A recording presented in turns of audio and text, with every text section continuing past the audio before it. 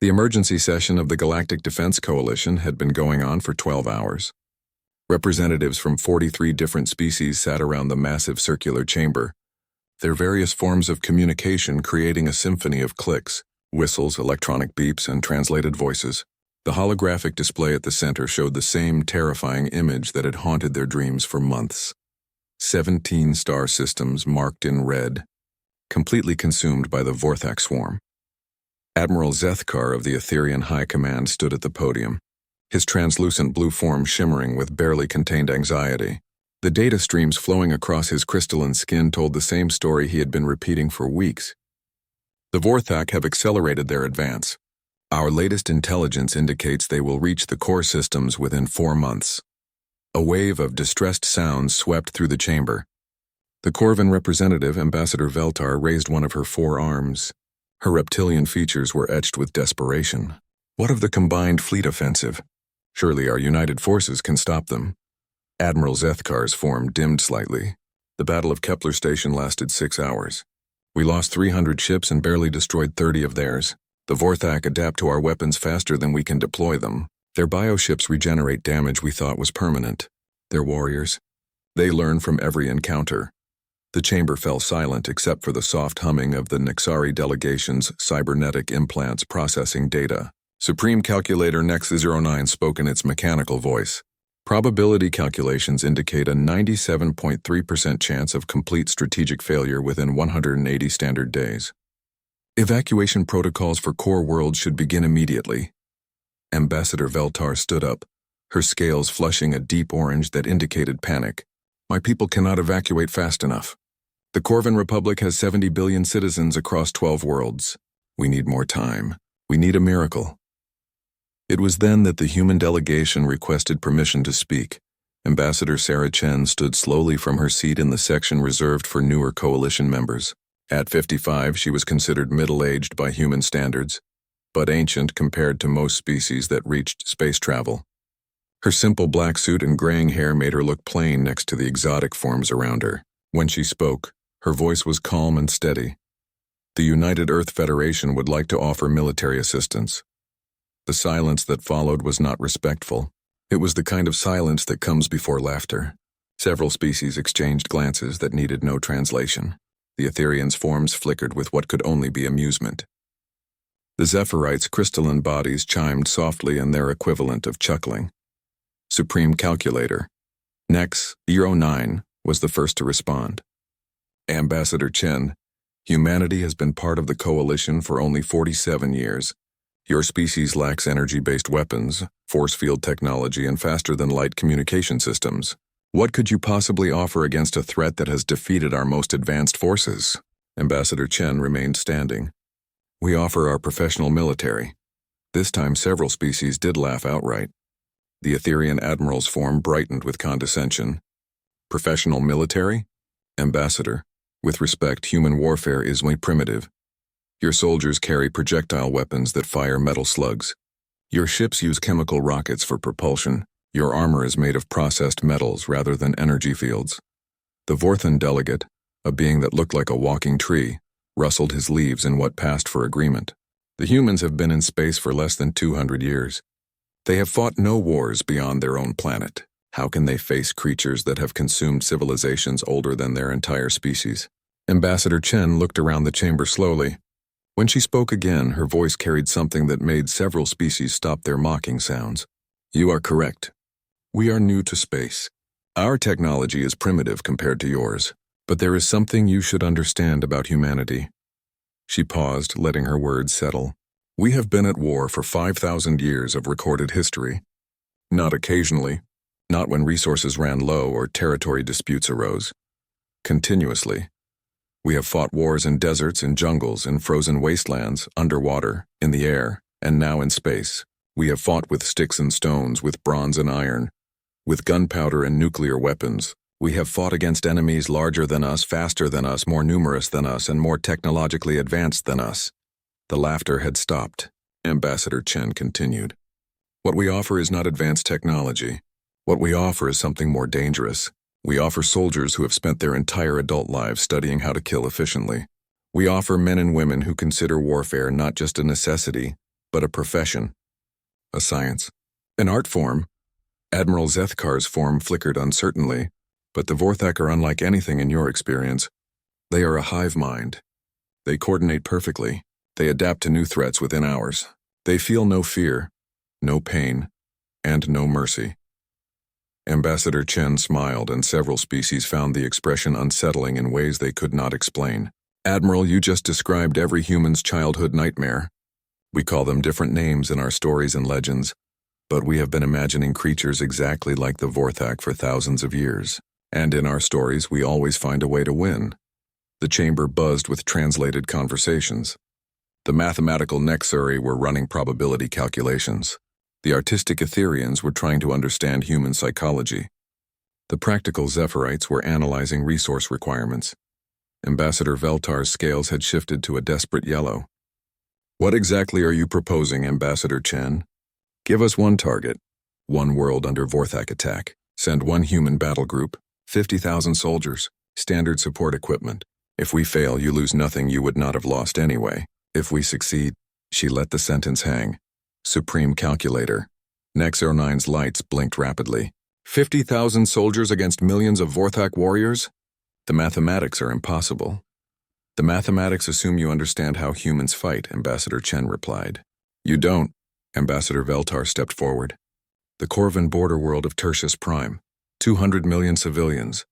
The Vorthak will reach it within 3 weeks. If humanity can buy us time to evacuate, we will be forever in your debt. Admiral Zethkar's form darkened. Ambassador Veltar, you are condemning 50,000 humans to death.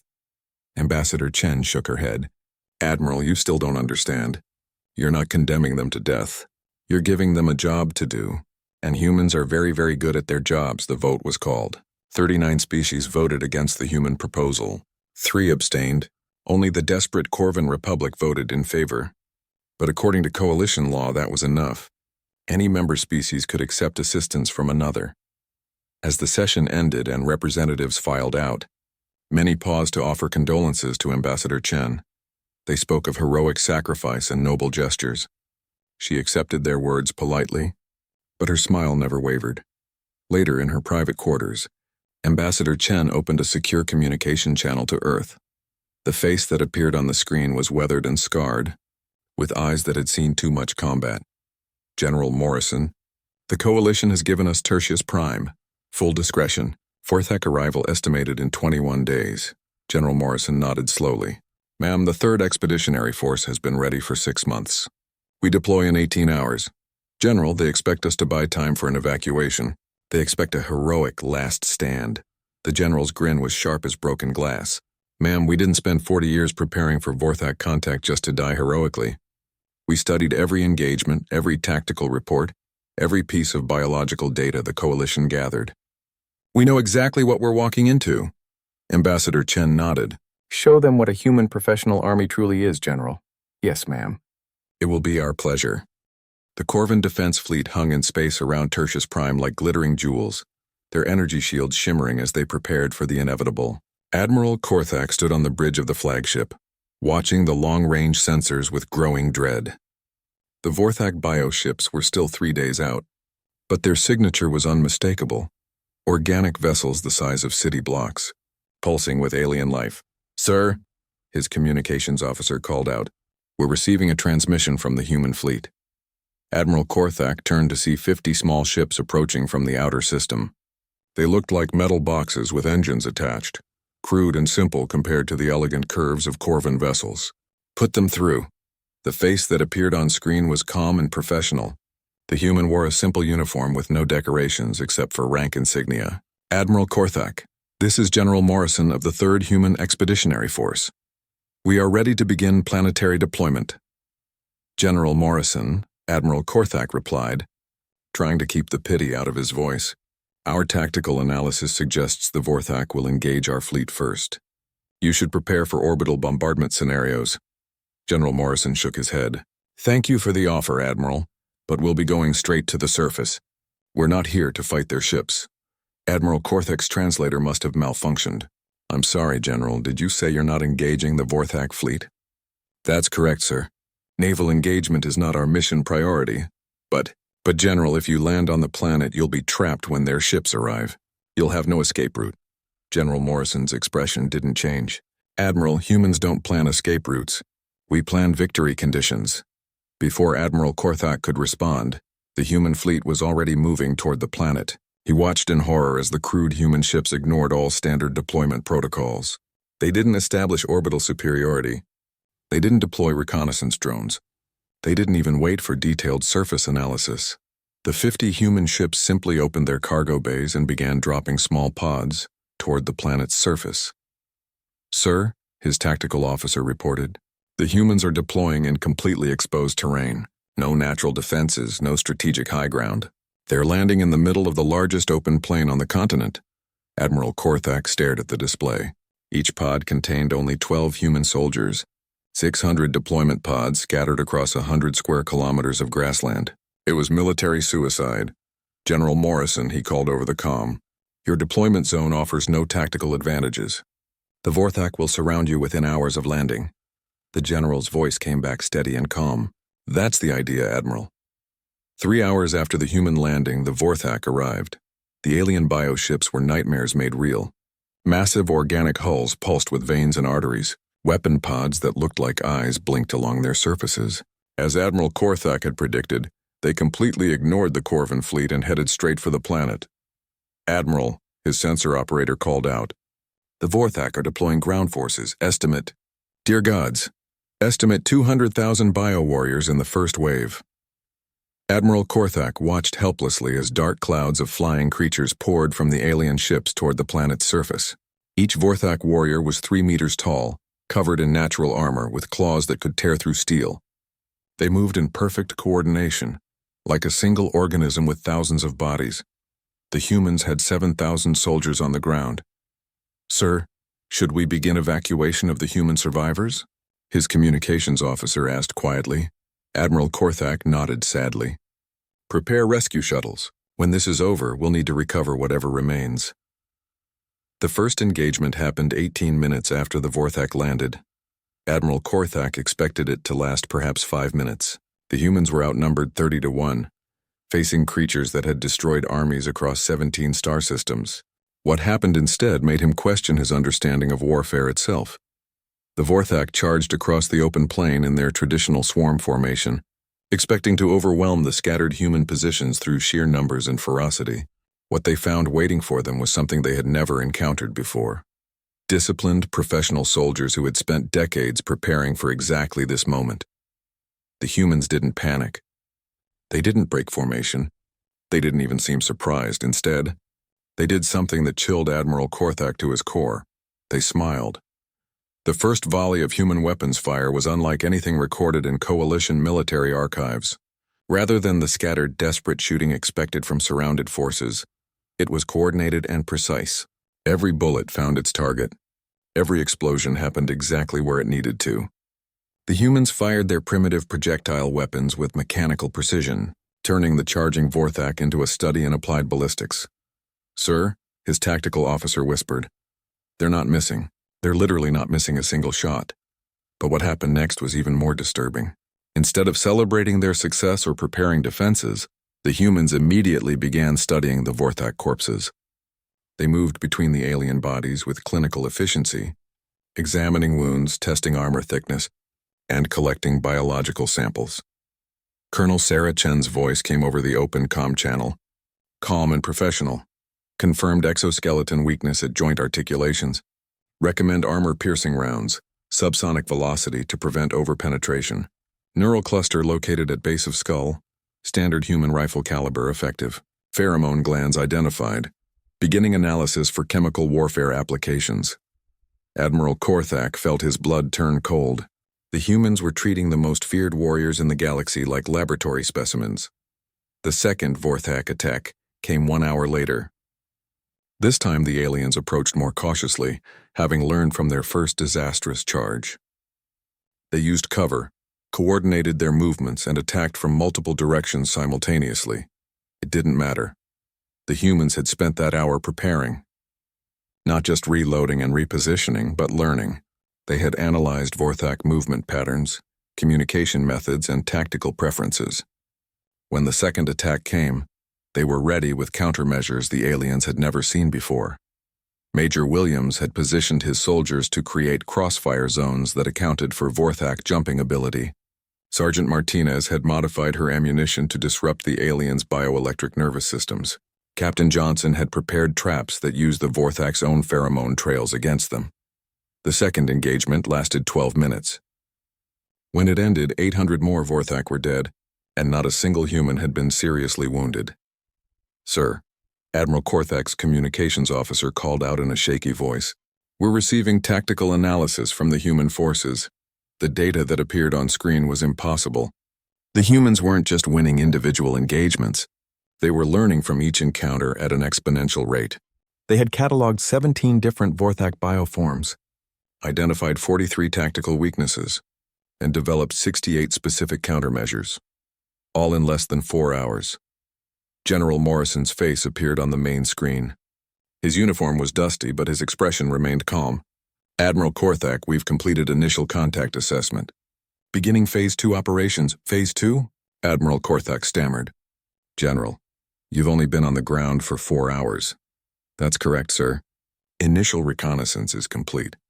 We now have sufficient data to begin offensive operations." Admiral Korthak stared at the human general. "Offensive operations? General, you're surrounded by 200,000 Vorthak warriors." General Morrison nodded. "Yes, sir. It's exactly the tactical situation we trained for."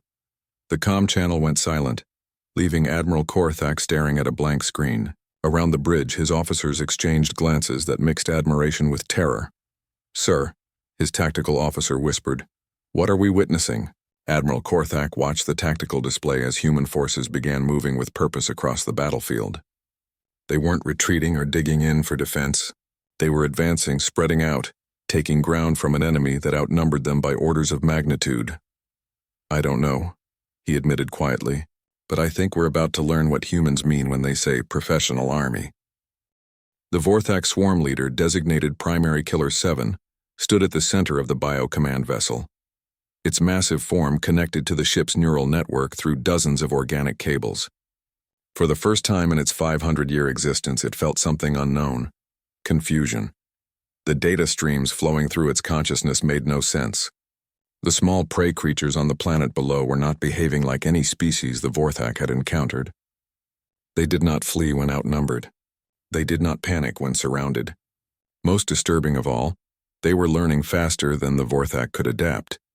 Primary Killer 7 had witnessed the consumption of 47 different civilizations.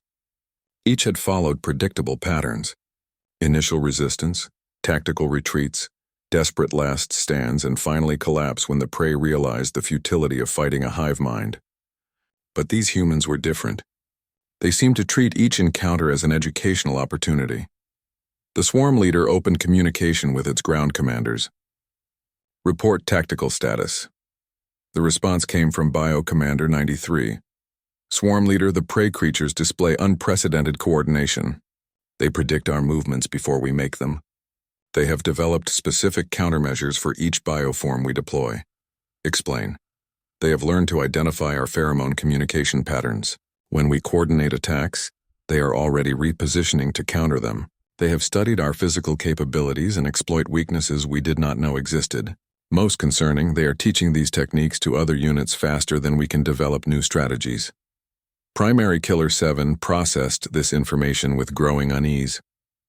The Vorthak advantage had always been their ability to learn and adapt as a unified organism. But these humans seemed to be out-evolving them. On the planet's surface, Lieutenant Torres crouched behind an improvised barricade made from Vorthak bioarmor, studying the movement patterns of the alien forces through her rifle scope. She had been a professional soldier for 15 years, serving in conflicts across human space before the Coalition made such wars unnecessary. This was the first time she had fought non-human enemies, but the principles remained the same: observe, analyze, adapt, overcome. "Command, this is Torres. I've got eyes on a new bioform. Approximately 4 meters tall, additional limbs, appears to be coordinating smaller units."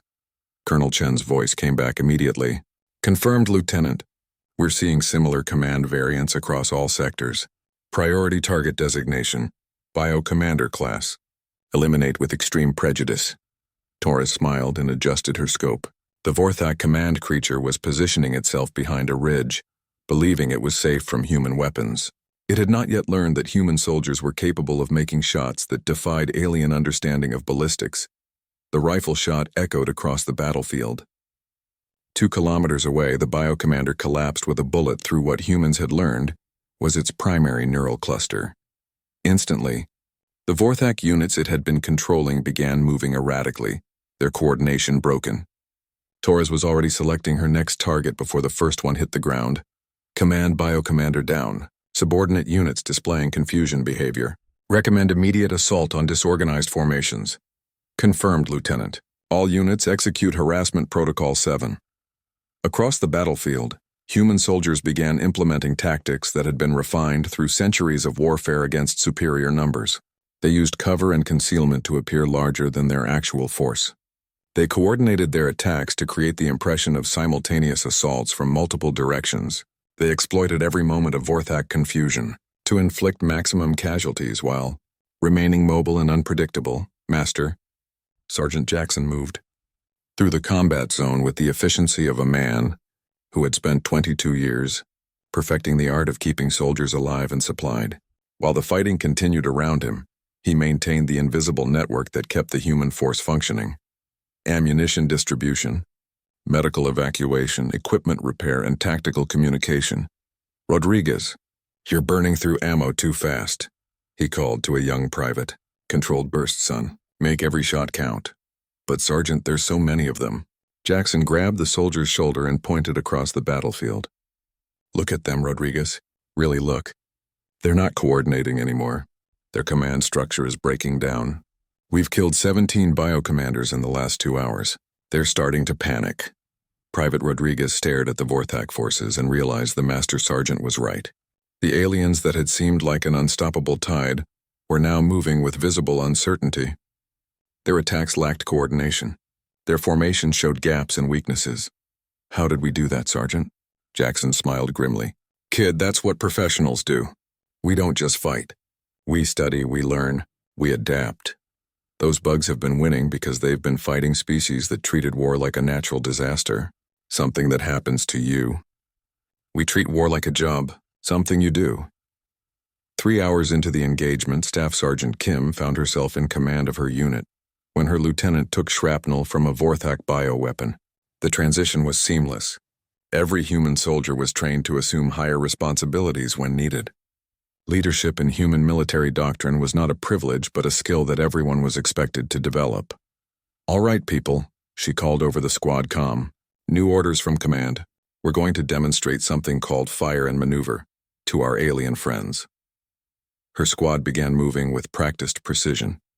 While half laid down covering fire, the other half advanced to new positions. Then they switched roles. It was a basic tactic, taught to every human soldier in their first year of training. But the Vorthak had never encountered it before. The alien forces found themselves unable to focus on any single target.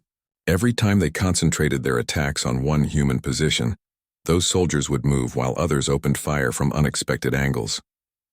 The humans were not just individual fighters. They were part of a larger organism that could think and adapt faster than the hive mind they were fighting. By the end of the first day, the tactical situation had shifted dramatically. The Vorthak had deployed 200,000 warriors in 3 successive waves. Human casualties totaled 37 wounded and 5 killed.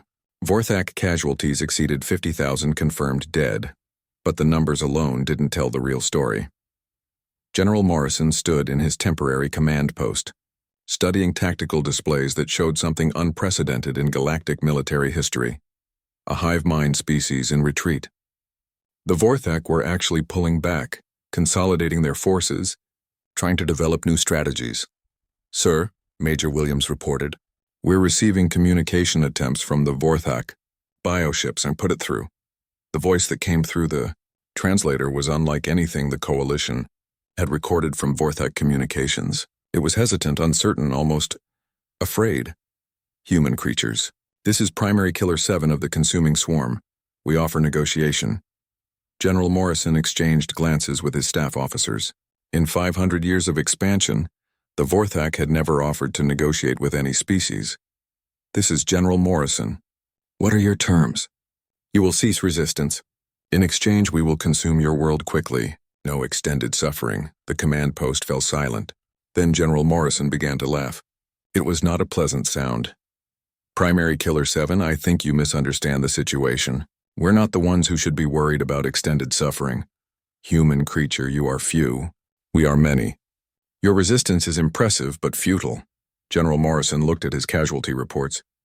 Then at the tactical analysis his forces had compiled on Vorthak weaknesses, and finally at the deployment schedule for the additional human forces that were already en route from Earth. Primary Killer 7, let me explain something about human warfare doctrine. We don't fight to survive. We fight to win, and we've only been warming up. The communication channel went silent. Colonel Chen looked up from her intelligence reports. Sir, orbital reconnaissance shows the Vorthak are bringing in additional bioships. Estimate 500,000 more warriors within 48 hours. General Morrison nodded. Good. Our full tactical analysis requires a larger sample size. Around the command post, human officers began preparing for the next phase of operations with the calm efficiency of people who had found their true calling. They were not just fighting for survival anymore. They were teaching the galaxy what happened when professional soldiers met a species that had never encountered military doctrine, refined through millennia of constant warfare. The lesson was just beginning. The emergency session of the Galactic Defense Coalition was chaos. Representatives from 43 species spoke simultaneously in a cacophony of translated voices, electronic beeps, and biological sounds that no universal translator could properly interpret.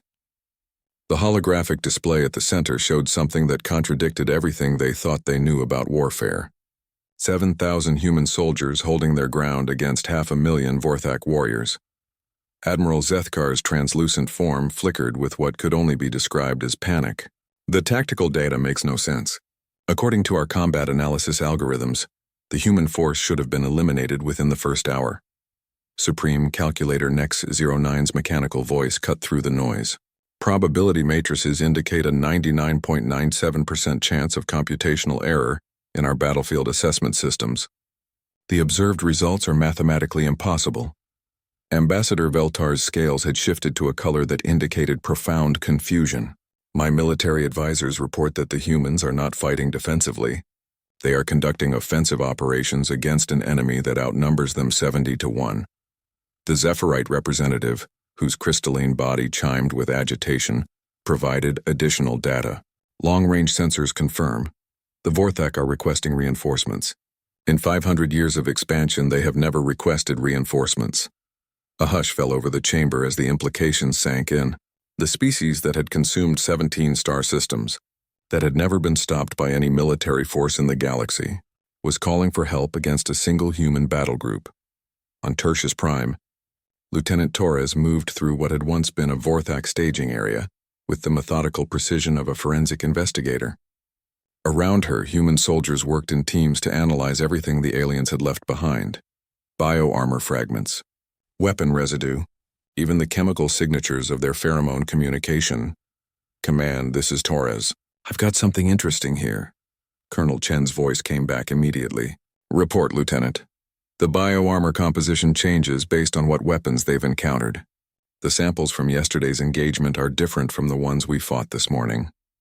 They're adapting their defenses, but only to specific threats they've already faced. Meaning? Torres smiled as she sealed another sample container. Meaning they're reactive, not predictive. They can adapt to known threats, but they can't anticipate new ones. Every time we change tactics, we get a free hit before they can compensate. Outstanding work, Lieutenant. Add that to the tactical briefing for tonight's operation. Torres nodded and continued her analysis. This was what separated human military doctrine from everything else in the galaxy. The understanding that every enemy action provided intelligence, and intelligence properly analyzed became advantage. 3 kilometers away, Captain Johnson supervised the construction of what his manual called improved explosive devices, but what the Corvin observers were calling technological impossibilities, using nothing but local materials and standard human engineering knowledge. His combat engineers had created weapons that outperformed coalition energy systems. Sir, Sergeant Adams reported, We've got the fuel-air explosives ready for tonight. The chemical analysis of local plant life gave us some interesting compounds. Captain Johnson examined the devices with professional satisfaction. They looked crude compared to Coalition technology, but they would do exactly what they were designed to do: create devastation in precise locations at precise moments. What's the blast radius? 200 meters guaranteed lethal, 500 meters effective. The fuel mixture should burn through Vorthak bioarmor like it's paper. And the trigger mechanism? Sergeant Adams grinned.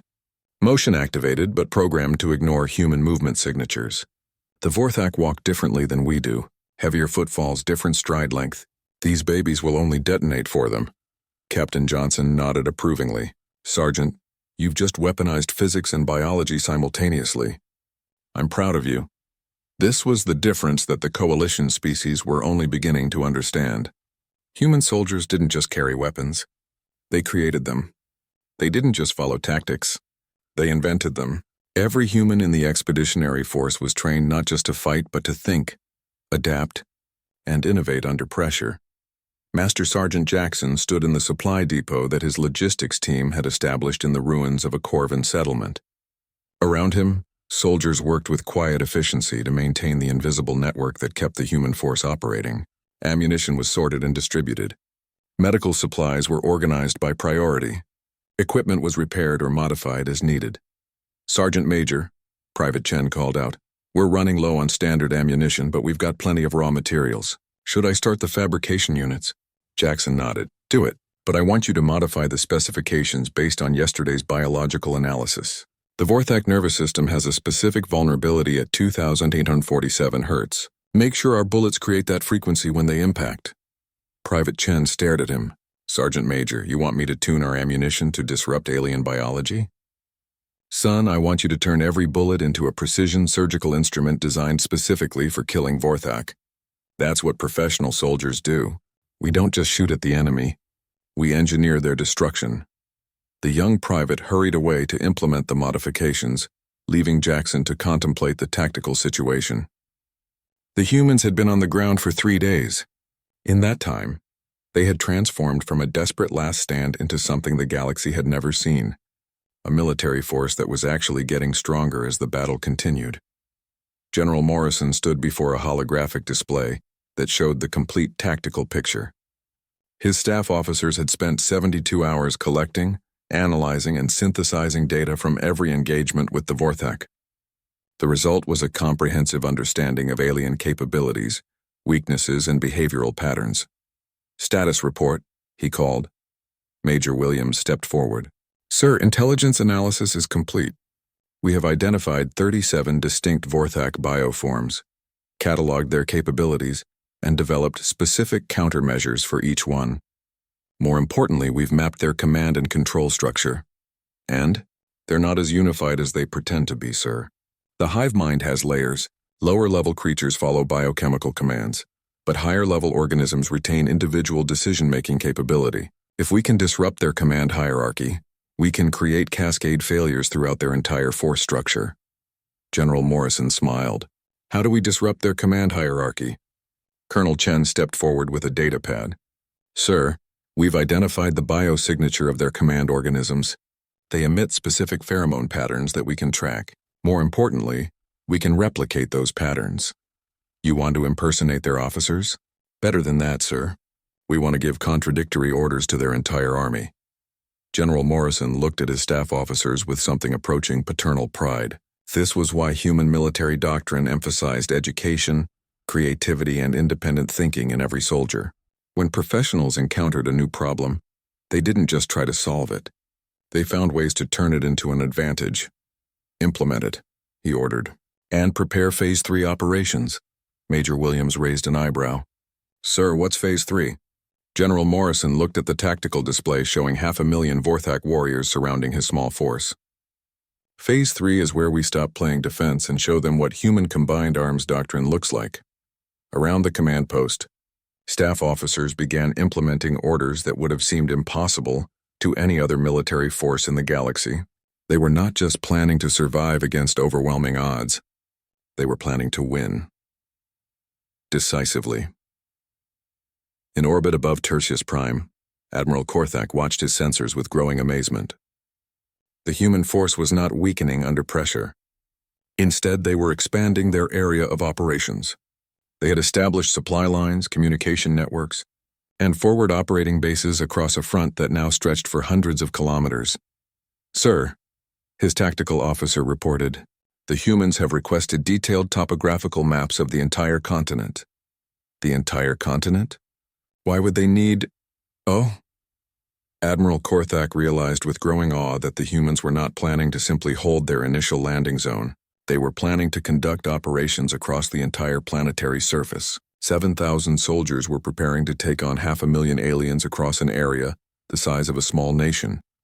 And based on their performance so far, they might actually succeed. "Sir, should we offer additional support?" Admiral Korthak shook his head slowly. "No, I don't think they need it. I think we're about to witness something that will change how the entire galaxy thinks about warfare." The third day of battle was ending, but the human soldiers showed no signs of fatigue. Instead, they moved with the confident efficiency of people who had found their rhythm.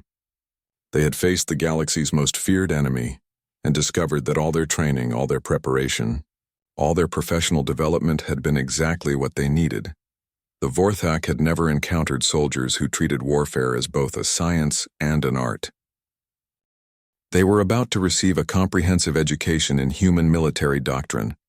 Primary Killer 7 stood in the bio-command chamber surrounded by the floating forms of 12 Vorthak swarm leaders, their consciousness linked through organic neural networks that pulsed with urgent communication. For the first time in the species' recorded history, a consuming swarm was losing. The data streams flowing between the hive minds told an impossible story. Human casualties after 5 days of combat: 43 killed, 160 wounded. Vorthak casualties: over 100,000 confirmed dead, with thousands more missing and presumed eliminated. "The prey creatures have disrupted our pheromone communication networks," reported Swarm Leader 12. "They are broadcasting false commands that cause our warriors to attack each other. They have learned to predict our movement patterns better than we can coordinate them," added Swarm Leader 5. "Our tactical advantages have become tactical vulnerabilities." Primary Killer 7 processed this information with growing dread. The small human force was not just surviving. They were systematically dismantling 500 years of Vorthak military doctrine. "Deploy the Queen Guard," it commanded. "Bring her who consumes worlds to the surface. End this." The silence that followed was unprecedented in Vorthak history. Swarm leaders did not question Primary Killer 7's commands, but the tactical situation had evolved beyond all precedent. "Primary Killer 7, Swarm Leader 12 said carefully. "The human creatures appear to be expecting something. Their formations have shifted to defensive positions oriented toward orbital approach vectors. They know we are bringing additional forces." Primary Killer 7 felt something it had never experienced: fear. The humans were not just reacting to Vorthak tactics. They were predicting them. On the planet's surface, General Morrison stood before a holographic display that showed the complete tactical picture. His staff had spent 5 days collecting intelligence, and their analysis was now complete. The humans understood their enemy better than the Vorthak understood themselves. "Sir," Colonel Chen reported, "orbital reconnaissance confirms multiple bioships approaching the planet. Mass estimates suggest they're bringing everything they have." General Morrison nodded calmly. "Including their queen?" "Biosignature analysis confirms it, sir. The primary Vorthak command organism is en route. ETA 6 hours. Around the command post, human officers received this news with satisfaction rather than concern. Major Williams looked up from his tactical planning station. "Sir, Phase 4 is ready for implementation." "And our friends in orbit?" Colonel Chen smiled. "Admiral Korthak has positioned the Corvin fleet exactly where we requested. They still think they're providing fire support." General Morrison looked at his staff officers with genuine pride. "Ladies and gentlemen, we have spent 5 days teaching the galaxy what human soldiers can do when they're outnumbered and outgunned. Today we're going to show them what happens when we're properly prepared." Lieutenant Torres crouched in her sniper hide, watching the Vorthak bioships descend through the atmosphere. Her rifle was loaded with specially modified ammunition, designed according to specifications that hadn't existed a week ago. Every bullet was crafted to exploit specific biological weaknesses that human intelligence had identified through careful study of alien physiology. Command, this is Torres. I have visual confirmation on the primary target, the big ugly one in the center of the formation. Confirmed, Lieutenant. Biosignature matches the Vorthak Queen. You are authorized to engage on your discretion. Torres adjusted her scope and felt the familiar calm that came with professional competence. She had been a sniper for 12 years, serving in conflicts across human space. She had never shot at a target quite like this one, but the principles remained the same. One shot, one kill. The bullet traveled 1,047 meters before striking the Vorthak Queen directly in what human intelligence had identified as the primary neural cluster. The alien organism, larger than most coalition starships, convulsed once and began falling from the sky. Across the battlefield, Vorthak forces immediately began displaying signs of coordination failure. Without their queen's direct control, the hive mind fragmented into thousands of individual organisms, each reverting to basic survival instincts. Command, Queen is down. Enemy forces showing immediate disorganization. Outstanding work, Lieutenant. All units execute Operation Apex Predator. Across the planet's surface, human forces implemented tactics that represented the culmination of millennia of military evolution. They moved with coordinated precision that made the Vorthak hive mind look clumsy by comparison. Every soldier knew their role in a complex plan that had been designed to exploit every weakness the aliens possessed. Captain Johnson's explosive devices detonated in sequence, creating kill zones that channeled confused Vorthak warriors into predetermined positions. Staff Sergeant Kim's unit conducted coordinated assaults that struck simultaneously from multiple directions. Master Sergeant Jackson's logistics network ensured that every human soldier had exactly the right equipment at exactly the right moment. The battle that followed was not a desperate last stand. It was a demonstration of professional military competence that left observers throughout the galaxy struggling to understand what they were witnessing. In orbit, Admiral Korthak watched his tactical displays with growing awe. The human force was not just defeating the Vorthak. They were dismantling them with surgical precision. Every engagement was planned, executed, and concluded before the aliens could mount effective resistance. Sir, his communications officer reported, we're receiving tactical data from the human ground forces. The information that appeared on Admiral Korthak's screens defied belief. The humans had not just won individual battles. They had eliminated the Vorthak as an effective fighting force. Bio-warriors that had terrorized the galaxy for 5 centuries were surrendering, fleeing, or simply standing motionless in apparent shock. General Morrison's face appeared on the main screen. His uniform was dusty, but his expression remained professionally calm. Admiral Korthak, Tertius Prime is secure. Vorthak ground forces have been eliminated or neutralized. Bioships are withdrawing from the system. Admiral Korthak stared at the human general. General Morrison, how is this possible? You were outnumbered by orders of magnitude. General Morrison smiled. Admiral, that's what professional soldiers do. We don't fight fair. We fight to win. The final casualty reports told a story that would be studied by military historians for centuries. Human losses, 61 killed, 237 wounded. Vorthak losses, 847,000 confirmed eliminated, including their queen and entire command structure. But the numbers alone couldn't convey the real impact of the Battle of Tertius Prime. For the first time in galactic history, the Vorthak swarm had been decisively defeated. More importantly, the galaxy had witnessed something it had never seen before. Warfare conducted by soldiers who treated combat as a profession rather than a survival mechanism. In the aftermath of the battle, human forces conducted operations that impressed coalition observers as much as the fighting itself. They provided medical aid to wounded Vorthak, processed prisoners according to strict protocols, and began immediate humanitarian assistance to affected civilian populations. General Morrison stood in his temporary headquarters, reviewing after-action reports with his staff officers. Around him, soldiers cleaned their weapons and prepared their equipment with the same professional competence they had displayed throughout the battle. Sir, Colonel Chen reported, we're receiving communication requests from 42 different species. They all want to discuss mutual defense agreements, and the Vorthak. Primary Killer 7 has requested formal surrender negotiations. Apparently, the concept of organized military defeat is new to them. General Morrison nodded. Schedule the meetings. And prepare a comprehensive report for Earth Command. They'll want detailed analysis of everything we learned. Major Williams looked up from his tactical assessment. Sir, what do we do now? General Morrison looked around at his staff officers, then at the soldiers conducting post-battle operations with quiet efficiency. These men and women had spent their careers preparing for this moment, training for threats they had never encountered, developing capabilities for scenarios they had only imagined. Now, Major, we go home and prepare for the next mission, because this was just the beginning. The emergency session of the Galactic Defense Coalition convened 3 days later, with a very different atmosphere than the previous meeting. Representatives from all 43 species sat in respectful silence as Ambassador Chen presented the human military's after-action report. The Vorthak swarm has been neutralized as a strategic threat, she announced. Remaining bioships are withdrawing beyond the galactic rim. Their command structure has been eliminated and their expansion has ended. The chamber remained silent. Finally, Admiral Zethkar's translucent form flickered with what could only be described as reverence. Ambassador Chen, on behalf of the coalition, we formally request that humanity assume responsibility for galactic defense coordination. Ambassador Chen smiled. We would be honored to serve.